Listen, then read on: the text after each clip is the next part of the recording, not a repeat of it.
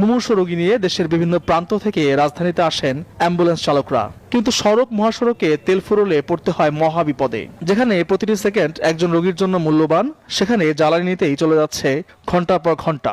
তেল নেওয়ার জন্য আমরা অনেক বিভ্রান্তি পড়ি, কারণ দেখা যাচ্ছে যে লাইন তো দেখছেন আপনারা, কারণ এটা ইমার্জেন্সি সার্ভিস। তো তেল নিতে না পারলে তো রোগী আনা নেওয়া করতে পারে না।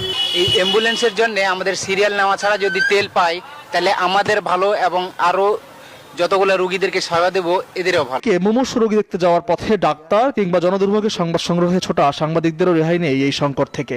পিডিয়াট্রিক অর্থোপেডিশিয়ান অথবা নিউরোসার্জন অথবা যিনি অজ্ঞান করেন অ্যানেস্থেসিওলজিস্ট অথবা সার্জারির প্রফেসর, এরা কিন্তু প্রায় সবাই পেট্রোল পাম্পে গিয়ে ঘন্টার পর ঘন্টা বসে থাকেন তেল নেয়ার জন্য। অন্য সব জরুরি সার্ভিসের মতো এই সার্ভিসটিকেও গুরুত্ব দিয়ে অন্তত তেল নেওয়ার ক্ষেত্রে একটি অগ্রাধিকার দেওয়া উচিত। সংশ্লিষ্ট সবার দাবি, জরুরি সেবায় নিয়োজিতদের জন্য পাম্পে আলাদা টোকেন দিয়ে লাইন করে তেল দেওয়ার ব্যবস্থা করা হোক, নিশ্চিত করা হোক জনসেবা।